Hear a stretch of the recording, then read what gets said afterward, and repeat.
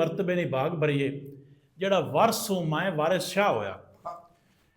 ਇਹ ਇਸ਼ਕ ਦੇ ਮਰਤਬੇ ਨੇ ਜਿਨ੍ਹਾਂ ਨੇ ਇਨਸਾਈਕਲੋਪੀਡੀਆ ਆਫ ਪੰਜਾਬ ਲਿਖਾਇਆ। ਅਸੀਂ ਮੌਜੂਦ ਹਾਂ ਮਲਕਾ ਹਾਂਸ ਦੀ ਉਸ ਮਸੀਤ ਦੇ ਵਿੱਚ ਜਿੱਥੇ ਵਾਰਿਸ ਸ਼ਾਹ ਸਰਕਾਰ ਬਹਿ ਕੇ ਐਡਾ ਵੱਡਾ ਸ਼ਾਹਕਾਰ ਤਖਲੀਕ ਕੀਤਾ ਜਿਹਨੂੰ ਦੁਨੀਆ ਬਹੁਤ ਸਾਰੇ ਲੋਕ ਆਖਦੇ ਨੇ ਕਿ ਪੰਜਾਬੀ ਦੇ ਸ਼ੇਕਸਪੀਅਰ ਨੇ, ਲੇਕਿਨ ਅਸੀਂ ਇਹ ਗੱਲ ਮੰਨਣ ਨੂੰ ਤਿਆਰ ਨਹੀਂ। ਇਹ ਸ਼ੇਕਸਪੀਅਰ ਹੋਏਗਾ ਉਹ ਉਸ ਧਰਤੀ ਦਾ ਵਾਰਿਸ ਸ਼ਾਹ ਹੋ ਸੀਗਾ। ਵਾਰਿਸ ਸ਼ਾਹ ਸ਼ੇਕਸਪੀਅਰ ਨਹੀਂ ਹੈ। ਵਾਰਿਸ ਸ਼ਾਹ ਸ਼ੇਕਸਪੀਅਰ ਤੋਂ ਕਿਤਨਾ ਹੀ ਵੱਡਾ ਹੈ।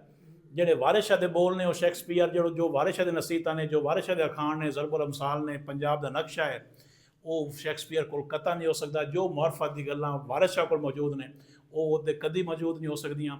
ਇਹ ਛੋਟੀ ਜਿਹੀ ਮਸੀਤ ਹੈ।